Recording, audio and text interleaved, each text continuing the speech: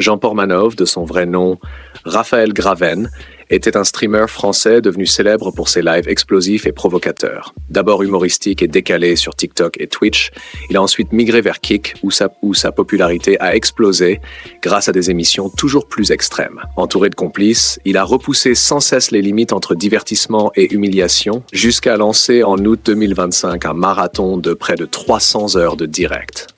Épuisé, soumis à des défis violents et dangereux, il s'est effondré en live et est mort sous les yeux de milliers de spectateurs. Sa disparition a choqué la France et relancé le débat sur les dérives du streaming trash et la responsabilité des plateformes. Directe et engageante. Ici, pas de fiction, uniquement des histoires vraies qui vont vous captiver. Rejoignez Histoire réelle. Abonnez-vous, laissez un like et suivez nos récits venus des 4 coins du monde. Pour ses fans, il reste un homme qui voulait simplement être aimé, mais qui s'est perdu dans l'excès d'un spectacle devenu fatal. Jean Portmanov, l'ascension et la chute d'un streamer hors norme. Séquence d'ouverture, le choc, visuel, écran d'ordinateur dans une chambre sombre. Des extraits de live défilent rapidement, cris, rires, défis absurdes. Gros titre en surimpression, un streamer meurt en direct devant des milliers de spectateurs. Le Monde, une horreur absolue, France 24, le show de trop, France Info. Jean Portmanov, pour certains, il était un amuseur, pour d'autres, un provocateur. Pour des centaines de milliers de spectateurs, il était un rendez-vous quotidien. Mais derrière ce pseudonyme, il y avait un homme, Raphaël Graven. Et son histoire raconte l'ivresse de la gloire, la spirale de l'excès et une tragédie en direct. Les débuts et l'ascension. Visuel, image d'archives de Whippy, banlieue grise de Metz. Né en 1969 à Whippy, Raphaël est décrit comme un garçon drôle, bruyant, toujours en quête d'attention. En 2020, au cœur de la pandémie, il se lance sur TikTok. Quelques vidéos suffisent pour attirer un public. Rapidement, il rejoint Twitch et crée un personnage, Jean Portmanov.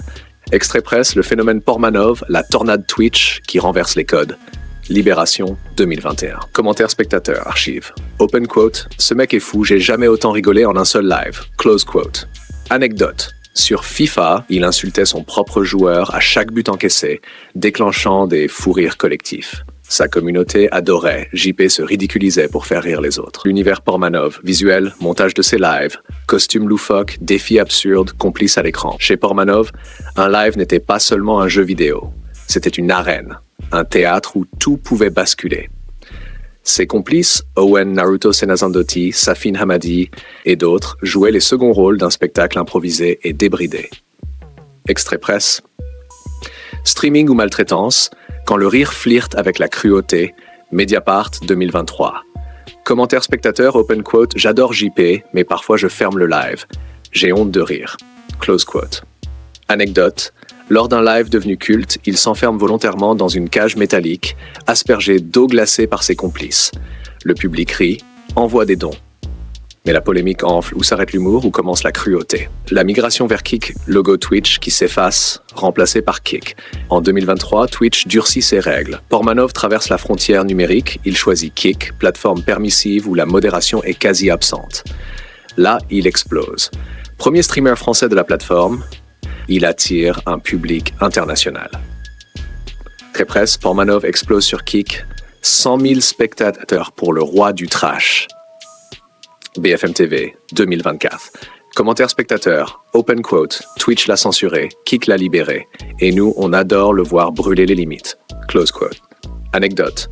Lors de son premier live Kick, il déclare « Ici, je peux tout faire, même me tuer en direct, et personne ne dira rien ».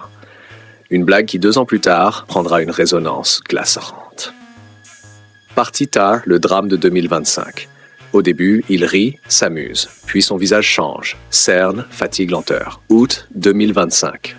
Jean Portmanov se lance dans un marathon de près de 300 heures. L'objectif, repousser les limites, captiver son public, battre ses records. Mais au fil des jours, les épreuves dégénèrent. Privation de sommeil, ingestion de substances, strangulation simulée, coup porté devant la caméra. Extrait du chat, réel ton retranscrit. C'est plus drôle, c'est de la torture. Stop, il est en train de crever. OMG, JP non. Visuel dramatique, JP lutte pour respirer, s'effondre, l'écran devient noir. Quelques heures plus tard, la nouvelle tombe, Raphaël Graven, alias Jean Portmanov, est mort, en direct. Titre presse, tragédie en direct. Le streamer Jean Portmanov s'éteint sous les yeux de ses fans. Le Monde, août 2025. Le show de trop quand le streaming devient mortel. France Info, août 2025. Partie VEV, onde de choc. Réaction médiatique, hashtag, JP en tendance. Image de veillée virtuelle avec des bougies. Extrait presse, une horreur absolue. Clara Chapad, ministre du numérique. France 24, business de la souffrance. Enquête sur l'empire Portmanov, Mediapart, septembre 2025. Commentaire spectateur viral, Reddit, open quote. Ce n'est pas lui le monstre, c'est nous, ses spectateurs. Close quote. Anecdote.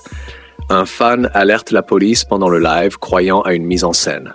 Mais quand les secours arrivent, il est trop tard. Ses rires, ses danses absurdes, ses phrases cultes, coupées brutalement par les images sombres de son dernier live. Caméra fixe sur un fauteuil vide devant un écran noir. Jean Portmanov laisse un héritage troublant. Celui d'un pionnier qui a su capter l'air du temps, mais aussi celui d'un homme happé par une spirale d'excès. Extrait presse, jusqu'où ira le trash streaming? Le Figaro, septembre 2025. Commentaire spectateur, open quote, derrière ces cris, c'était juste un homme qui voulait qu'on l'aime, close quote. Anecdote. Quelques semaines après sa mort, un serveur Discord hommage rassemble des milliers de fans. L'un de ses lives les plus tendres, où il chante faux une vieille chanson française, devient viral. On y redécouvre un Portmanov fragile, humain, loin du chaos. Cette histoire n'est pas seulement celle de Jean Portmanov, elle est celle d'une époque. Celle d'un public avide de sensations, d'une industrie prête à tout pour retenir l'attention et d'un homme qui a donné jusqu'à sa vie pour faire rire. Et au bout du compte, ce documentaire nous rappelle une vérité brutale. Le jeu peut tuer. L'histoire de Jean Portmanov n'est pas seulement une tragédie personnelle, c'est aussi un avertissement. Elle montre jusqu'où peut mener la course à l'audience et à la sensation forte. Vouloir toujours choquer, toujours repousser les limites, peut transformer le divertissement en autodestruction. Pour les influenceurs, le danger est réel. À force de chercher le buzz à tout prix, on finit par devenir prisonnier du regard du public, incapable de s'arrêter, même au détriment de sa propre santé, de sa dignité, voire de sa vie. Pour le public aussi, il y a une leçon. Derrière chaque écran, il y a un être humain. Rire de sa souffrance, encourager ses excès, c'est parfois pousser quelqu'un un pas plus près du gouffre. La morale est simple, le succès ne vaut rien s'il coûte l'intégrité, la santé ou la vie. Chercher à exister par la provocation est une route dangereuse où l'on peut finir brisé, applaudi, mais trop tard.